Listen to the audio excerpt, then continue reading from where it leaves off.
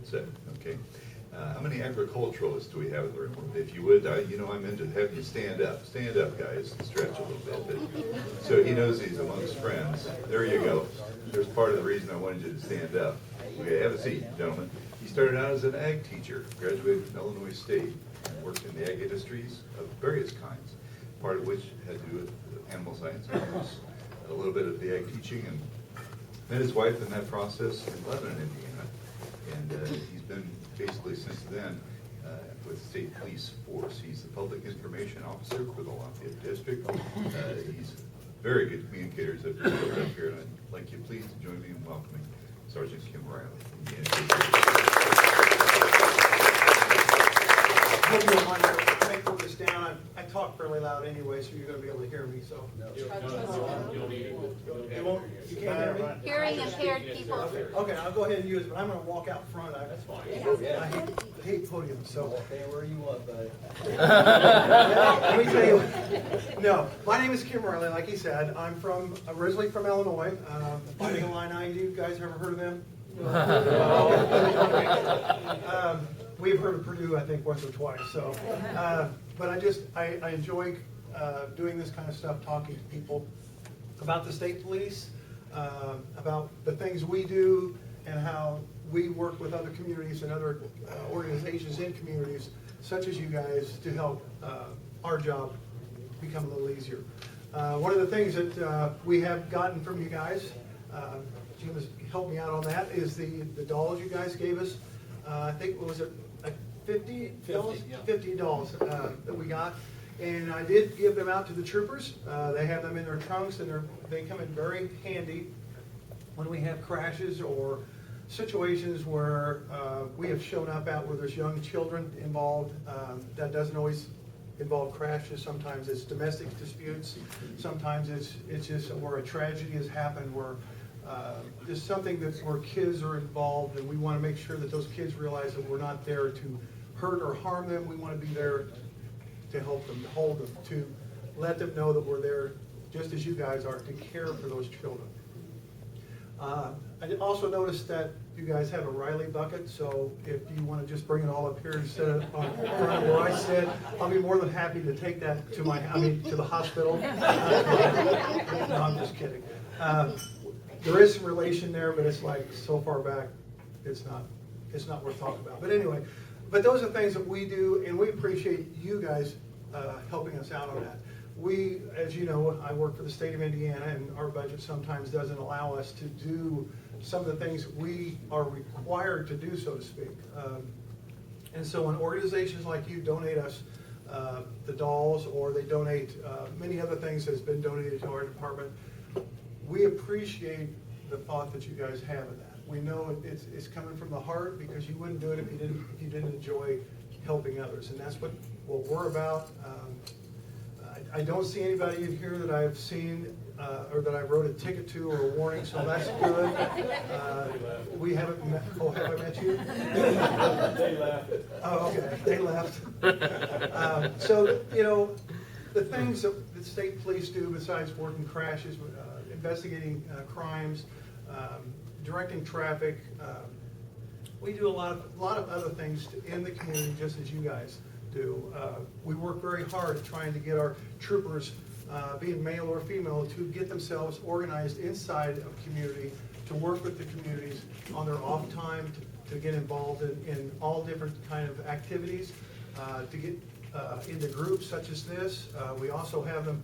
A lot of our state troopers are actually volunteer firemen in the small communities that they live, and that's why we are such a rounded department, is because we do have people that work in the communities, that help in the communities, and we want and we hope that you accept us into the community when we come in. Right now we have a very young post here at Lafayette. When I came on in 1986, we just transferred from the horse and buggy to the car. That's what the young troopers tell me anyway. We had almost 50 troopers at this post. At one point in time, we were down to 19. Now, you got to realize 19 troopers working 8 counties. If you do the math, you realize that's not 24-hour coverage. Now we're up to about 31, I think, 32. So even then, it's really hard for us to put troopers in each county continually. So what we do is we work as a group, and we're able to, let's say if we got a north, what we call the north zone and the south zone. And the north zone works pretty much, they start White, Carroll, Clinton, and Tippecanoe County, and then the south zone is Warren, Montgomery, Fountain, and Benton County. So this way we can kind of spread our people out, and we try to have at least 1 or 2 people on in those 2 zones 24/7. Now sometimes it doesn't work, you just only got 1 working all 8 counties.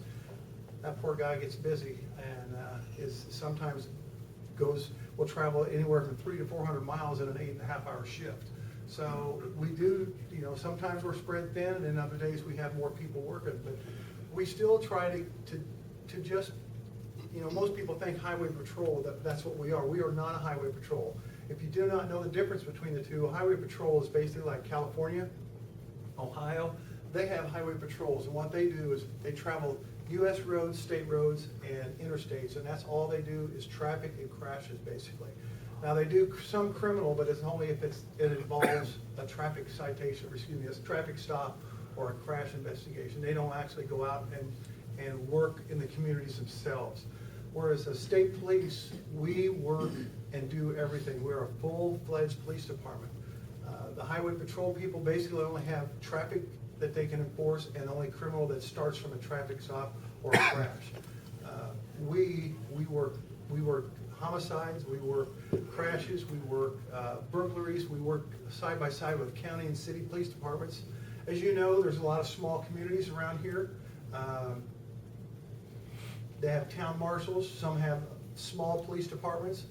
We assist those in a lot of different cases that they either don't have the expertise in, or they just don't have the time to work. And we will bring our troops in, and then if an investigator is needed, we have an investigative division at our post where we have about 8 total investigators that will go out and help that trooper or that town marshal or sheriff's deputy, whatever is required. I'm sure most of you have heard about the Delphi case, where we have 2 young little girls that were killed back in the 13th of February of 2017. And Carroll County is actually the lead agency in that case, but we were called in along with the FBI and Delphi City, and we've all basically worked very hard at trying to solve that case. Unfortunately, I can't say we have solved it, but we are still actively working that case. It's, as a lot of people keep asking me, is it a cold case yet? Well, if you don't know what a cold case is, basically a cold case is one that there's nowhere to go from this point. You have no leads, no tips, no information that's come in, and you're basically stuck. We are not at that point yet. We still work that case as if it happened yesterday, and we still are getting information through our tip line and stuff. So as a police department, we help all departments out there. We are kind of I don't want to say the cream of the crop, but we're the ones that everybody looks to whenever they need help, especially in small communities. And that's what the Indiana State Police is all about. It's about the helping of the people, the citizens of the state of Indiana, and that's what we're here for. Does anybody have any questions so far? Or any comments they want to make? Is your Again. gun loaded? I'm sorry, what? Is your gun loaded? Yes, it is. Yeah. I feel safe. I got my bullet right here, and when you get my age, they only give you 1 bullet, so. Would you describe what's on your belt? Sure, I can. This is a magazine pouch. It holds extra magazines which go into the gun, which provide me with more ammunition.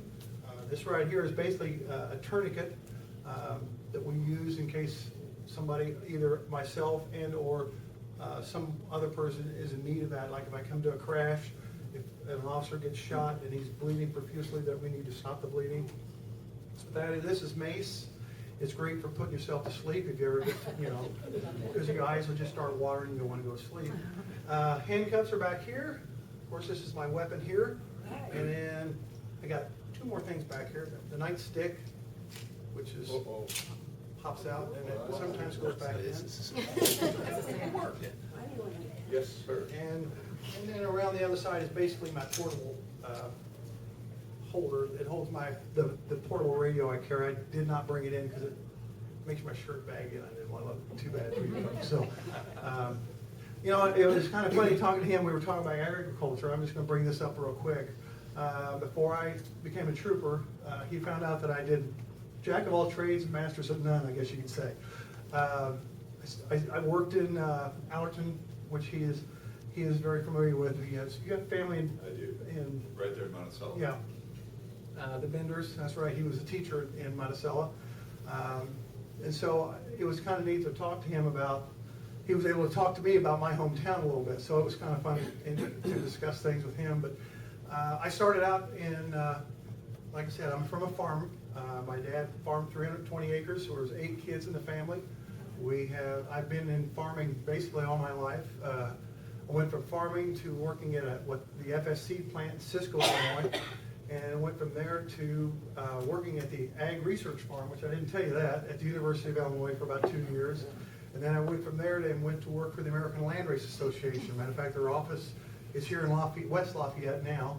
I'm not sure where the new office is at, but the old one used to be. The Swine Breeders Association, if you're not familiar with that, was up on Sagamore, 52 Sagamore area, right by the what is that chemical plant? It's, Great Lakes, I'm sorry. And I'm not sure where they've moved to now. What's that? It's now Cook. Yeah, that's right, it did change names there. And then from there, I married my wife, and we moved to El Paso, Illinois, and I worked for the Illinois Produce International. And if you're not familiar with that, that was an animal transportation company. We actually bought animals from around Indiana and Illinois, hogs, cattle, sheep, goats, dogs, cats, whatever the people in Europe or Asia, the Far East, in South America wanted, we would gather up animals and we'd take them to Chicago, or we did take some out of Indianapolis. With the Flying Tigers was an old transportation company that was started by the old Flying Tiger group that fought during World War II. And they were a transportation company that worked in those areas, and we would ship anywhere between 50 to almost 250 head of hogs over to the other countries. And I got to do that for about 2.5 years. Went from there and went back to school, got my degree in ag education. Worked part-time, I didn't tell him this either, worked part-time as an El Paso police officer while I was going to school and raising helping my wife and I were raising 2 kids at that time. Worked for the Flanagan Community Schools for a year and a half, actually. I actually did my student teaching there, and then I got that teacher was retiring, and I took his place. And then from there, I went to the Indiana State Police, and have been there since 1986. So I also go over and help my brother farm. So in the fall, I help him get his crops out. So I'm still a lot involved in agriculture, but I've also been doing this police work for 32.5 years. So with the state police, I've actually done it about 37 years total. But it's been a great ride. I got about 1.5 years left. Yes, question? Just how many officers are out there at the state police post on 43? If you count the detectives and the officers, there's close to about 45, 46. How many counties are you covering? 8? 8. Oh, wow. Yeah, but we're spread pretty thin. Yes. Is the state police also tasked with providing security for the governor? Yes, we are. We provide security for the governor and part-time for the lieutenant governor. Depends on where she's going, what she's doing. Yes? You don't have the state police career camp anymore, do you? Yes, we still have those. It started here, you know, in this club. Yeah, I knew that it was started in Lafayette. I wasn't sure or in the Lafayette area, but I wasn't sure which club actually started it, so. Art Brizet was a member of this club, and he was your predecessor. Yep. Back in 74? Mid-70s. Yeah, I think it was 74 or 76, I can't remember which. And actually, Illinois and Ohio, and I believe Michigan and Kentucky have used our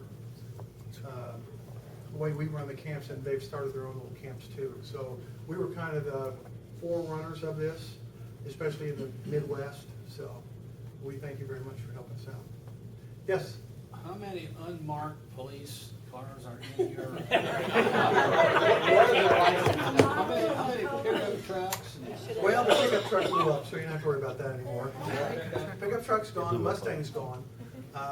They are talking about getting another truck, but we never know when that's gonna happen. So I guess they tell us tomorrow, and then it's 6 years later we get it. So, but there's probably, I'm gonna say 5 unmarked cars, and they're of various colors, but they're all Chargers. And then I've got what's called a semi-mark, which is one without the lights on the roof. And then you got your fully marked, which is got the light bar on the roof of the car. Now, I would just want you to know, if you're not familiar with the law, we are able to use our police cars off duty. Okay, we can drive them anywhere in the state of Indiana. We can put family, friends, whatever, whoever wants to get in and take a risk of riding with one of us, because you never know what we're going to get into. But one of the things we have to do is when we drive that car, if we see a car broke down, if we see something of criminal nature, we have to take action. Now, when I say that, you have to be in either a semi-marked or a fully marked car to do that. I cannot do that in an unmarked car. Now, I can stop and help you if you're broke down, but I cannot initiate a traffic stop for an infraction. Now, if you're not familiar with what an infraction is like speeding.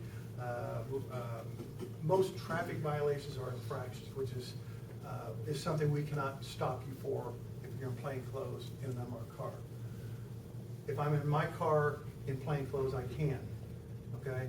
But if I see you, let's say I pull up the car in my unmarked car and I'm in plain clothes and you're over there smoking a pipe, and that pipe I can tell is, when you got your windows down, the smoke's coming across and it's marijuana, or you're, doing something criminally, I can stop you for that. But I can't stop you for just. I'd like to know why Jim asked that question. I was getting to that. But that's what we have. We don't have motorcycles in this area, but we do have motorcycles on the department. Most of them are in Indianapolis. Matter of fact, I think all of them are in Indianapolis now. I think there's a few in Fort Wayne, but most of them are in Indy. Anybody else a question? Yes? I noticed some license plate covers that are so large it covers up important information like the state. Isn't that detrimental to the law enforcement? Yes, well, actually, there's 2 laws that passed. One is you've got to be able to read the plate, okay? And when I say the plate, that means you got to be able to read what state it's from, when it expires, and what month it expires. And a lot of them cover that up. Well, that right there is now an infraction. It's a violation. We can stop you for that. Another thing people don't realize is if your license plate light is burnt out, and at nighttime I see you driving down the road and you have no license plate light, that's also a violation. You have to be able to see your plate from 50 feet away. And if you don't have a license plate light, you can't do that. So we will stop you for that. Yes? What about tinted windows? I mean, some of them making it see who's driving. We don't have, some of the counties have, and cities have, but we do not, they do not provide us with a meter to read that. Now, the law is kind of vague where it says if I can't make out the sex of the driver, which now with the new law, you don't know what sex they are, it's kind of hard to say, I can't, you know where I'm going with that. Anyway, but we don't have a measuring device. I think it's 30%, 38%, something like that. And there is a meter that they can put on the window that'll read that. And it's usually, but like I said, if I can't tell who you are when I pull up alongside of you in the daytime, you know I'm not gonna be able to tell it at night. So, and you really are not supposed to tint your front windshield, although people do. That is a violation of law, that you cannot tint a front windshield. Now, you can have the tint down like when you buy a car, it's tinted down about 2 or 3 inches from the roof. That's legal, but you technically can't, I gotta be able to see inside the car somehow. Somebody else have a question? Yes? The one time that I was stopped, well, not, I guess it was the second time I was stopped. But Only twice? I got, well, you know me. And he gave me a warning ticket. I appreciated that, so I told him this story about police. If I may share that with you. Say no. The policeman stopped the car, and he came up and started talking to the driver, and he said, "Sir, you're driving with a burnout rear view light." And the guy said, "Oh, that's been burned out for almost a month."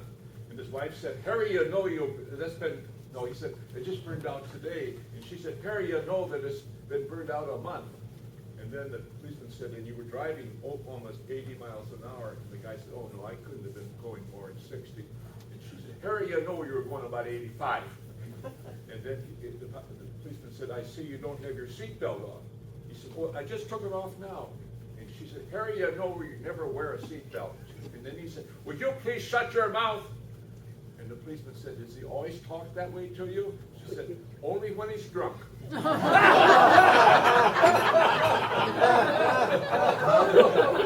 story. I was waiting on that one. Anybody else have any questions for me? Yes. Are you involved at all in the search for the missing 4-year-old boy? Yes, I was. I was involved in that. A lot of times, again, being the public information officer, I get called to a lot of things. And the mayor of Delphi and the police chief both called me within 5 minutes of each other. Would say, hey, Kim, we've got this going on. I don't know how to handle this. Can you come up and help? I called my lieutenant. He said, no problem, go help him out. I was up there for about 3 hours. Is there any hope of finding them? We won't find the child probably until the water goes down. And by then, if, and I'm not trying to be gross or disgusting or anything, but the fish and the crawdads will probably eat most of the child. I mean, that's just the fact of life. Yes? Are you involved in trying to hunt better out here in the? Fortunately, no. That's just that's one of those things. I've got enough on my plate. I don't need that. So the county's pretty much handled that themselves. They've taken care of the media. They've done all of that themselves. And once in a while, that's one of the things that they like about me is that I answer my phone, okay? And they know if they need something or have a question about any type of media deals, they know they can call me and I can give them an answer. So I work very well with all the counties here. Yes? Do you think you're making any real progress on the loss of the 2 girls? We're making progress. It's just, if there was, I don't want to use the word perfect, but if there's ever a crime that was done, how do I say this, that the perfect crime, so to speak, this is close to it. I mean, they're just, for the crime scene that we had, there just was nothing there. I mean, it's just unfortunate, but that's the way it is. Either this person was incredibly intelligent on how they did it, or they were so dumb they didn't realize what they were doing, but they did everything right. And that's, hope there's no media in here. I personally, I'm sure I'm speaking for everyone, you really do a good job as our PIO here. Right?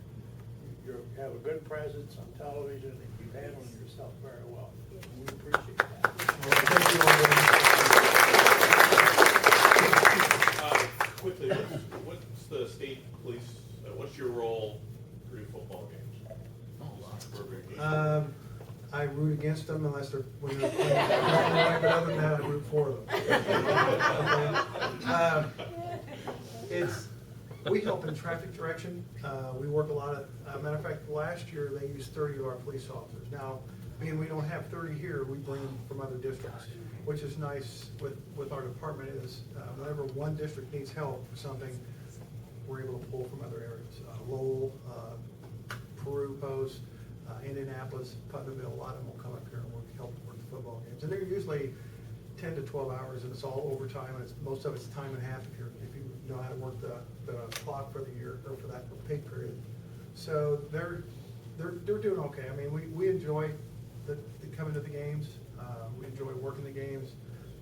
Unfortunately, we have to stand behind the visitors bench, and we have to watch the Purdue stands, so they don't throw stuff at the bench. So we don't get to watch a lot of the games sometimes, but that's it. I mean, it's not a big deal. So, anybody else have any questions? Yes, sir. Is the size of your force limited, or are you recruiting new members? We are, I think, 1275 is our statutory limit we can have on the department. Now, we never reach 1275, which is 1,275 troops, because if we put a class of 60 in, We got a class of 43 going in now. They start Sunday. By the time they get done, we'll probably lose maybe up to a third of them. So now we're down to 30, and we'll probably have 30 plus retire this year. And then in July of 2021, there's going to be about between 400 to 500 troopers that are going to be eligible to retire at their highest pay. We just got a nice pay raise from the governor and from the legislators of a 24% total raise over 2 years. We got 10% the first year, 14% the second year. Now, when we got that, our retirement is based on your best 3 years. So when the second phase kicked in 2018, to get to your max, you had to stay 3 more years. So everybody's July 1st will be 3 full years. So that's where everybody's going to be going. I'm leaving November 17th of 2020 because I will turn, I know I look young, but I will turn 65 March 1st of 2021, and it's not gonna, I'm not gonna make that much more work in 3.5 more months. I'm about 34 years in, and that's what was my plan. When I first come on the department, our retirement age was 55. Now they bumped it up to 65. So at least I get that chance to get my 34 years in, just barely, but I get to get my 34 in. So that's great. We need to thank you on behalf of the Kiwanis. You did a fantastic job. Thank you there that Gail went after and retrieved. Thank you very much for running. I'm going to give you Speed on the give you all a chance to do, and Jerris, you said it better than I can, the quality of the job you do in your current role, but also as a member of the state police force in the state. Could we all stand and give him a round of applause? Yes, sir. Thank you very much. Thank you. They wanted to go to the bathroom.